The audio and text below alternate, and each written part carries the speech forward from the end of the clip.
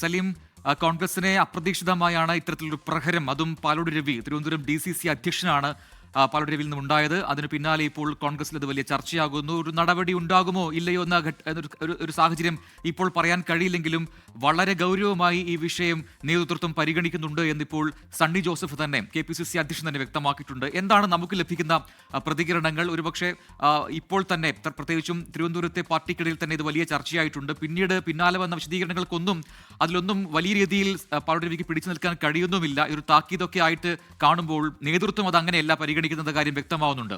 ഏത് രീതിയിലാണ് കോൺഗ്രസ് ഈ വിഷയം ചർച്ചയാകുന്നത്? സലിം, പ്രജിൻ, വലിയ ഗൗരവത്തോടുകൂടിയാണ് കോൺഗ്രസ് നേതൃത്വം ഈ വിഷയത്തെ കാണുന്നത്. കാരണം സംസ്ഥാനത്തെ മുതിർന്ന നേതാക്കളിൽ ഒരാളാണ് പാലോട് രവി. പ്രത്യേകിച്ചും ഒരു DCC അധ്യക്ഷന്റെ ഭാഗത്ത് നിന്ന് ഒരിക്കലും ഒന്നുകൂടാൻ പാടില്ലാത്ത പരാമർശം എന്നുള്ളതാണ് കോൺഗ്രസ് നേതൃത്വത്തിലെ പ്രാഥമിക വിലയിരുത്തൽ. അതുകൊണ്ട് തന്നെ സംസ്ഥാനത്തൊട്ടാകെ, തിരുവനന്തപുരത്ത് മാത്രമല്ല സംസ്ഥാനത്ത് തന്നെ കോൺഗ്രസ് നേതാക്കൾക്കിടയിൽ വലിയ സംസാരമായിട്ടുള്ള ഈ വിഷയം എത്രയും വേഗത്തിൽ നടപടിയെടുത്ത് ഇതൊരു മാതൃക കാട്ടണം എന്നുള്ളതാണ്. പ്രത്യേകിച്ചും പാർട്ടിയെ വലിയ രീതിയിൽ പ്രതിരോധത്തിലാക്കുന്ന പാർട്ടി 3ാം സ്ഥാനത്തേക്ക് പോകും എന്നതുൾപ്പെടെയുള്ള ഗുരുതരമായ പരാമർശങ്ങൾ ഉള്ളതുകൊണ്ട് തന്നെ കനത്ത നടപടി തന്നെ ഈ വിഷയത്തിൽ വേണമെന്നുള്ളതാണ് നേതാക്കളിൽ നിന്നും തന്നെ ഭൂരിഭാഗം പേരുടെയും അഭിപ്രായം. അതുകൊണ്ട് ഒട്ടും വൈകാതെ ഇന്ന് വളരെ വേഗത്തിൽ തന്നെ അങ്ങനെ ഒരു നടപടി ഉണ്ടാകും എന്നുള്ളതാണ് നമ്മൾ മനസ്സിലാക്കുന്നത്. അങ്ങനെയാണ് പാർട്ടി നേതൃത്വത്തിൽ നിന്നും ലഭിക്കുന്ന സൂചന. അത് എന്ത് നടപടി എന്നുള്ള കാര്യം മാത്രമാണ് ഇനി കാണേണ്ടത്. DCC അധ്യക്ഷ സ്ഥാനത്ത് നിന്ന് മാറ്റി നിർത്തുമോ, വിശദീകരണം ചോദിക്കലിൽ ഒതുക്കുമോ, താക്കീതിൽ ഒതുക്കുമോ എന്നുള്ളത് മാത്രമാണ് നിലവിൽ അറിയേണ്ടത്. എന്തായാലും പാലോട് രവിക്കെതിരെ ഒരു നടപടി ഉണ്ടാകും. അത് ഇന്ന് തന്നെ ആ നടപടി എന്താണെന്ന് നമുക്ക് അറിയാനും കഴിയുമെന്നുള്ളതാണ് നേതൃത്വം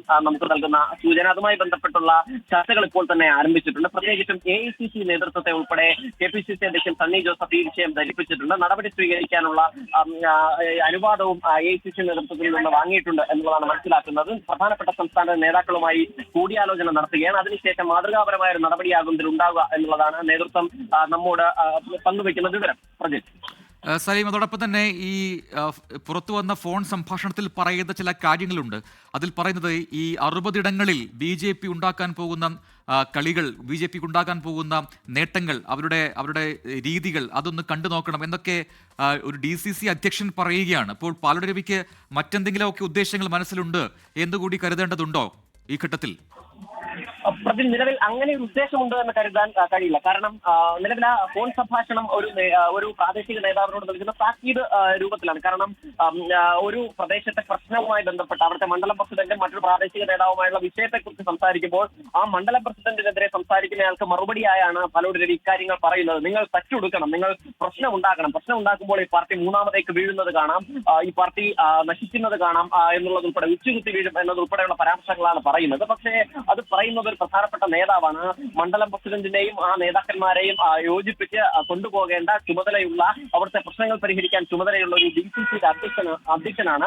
ചുമതലപ്പെട്ടയാളാണ് ഇത്തരത്തിൽ ഗുരുതരമായ പരാമർശങ്ങൾ നടത്തുന്നത് എന്നുകൊണ്ടാണ് കോൺഗ്രസ് ആ വിഷയത്തെ ഗൗരവമായി കാണുന്നത്. പ്രദീപ്, യെസ്, സലിം മാലിക്കാണ് വിശദാംശങ്ങൾ നൽകിയത് തിരുവനന്തപുരത്ത് നിന്നും. എന്തായാലും വലിയ ഗൗരവ സ്വഭാവത്തിൽ തന്നെ പാലോട് രവിയുടെ ഈ ഫോൺ സംഭാഷണം അത് പാർട്ടി ഇപ്പോൾ മുഖവിലക്കെടുക്കുന്നുണ്ട്, പരിഗണിക്കുന്നുണ്ട്. നടപടി ഉണ്ടാകുമോ ഇല്ലയോ എന്ന് കാത്തിരുന്ന് കാണാം.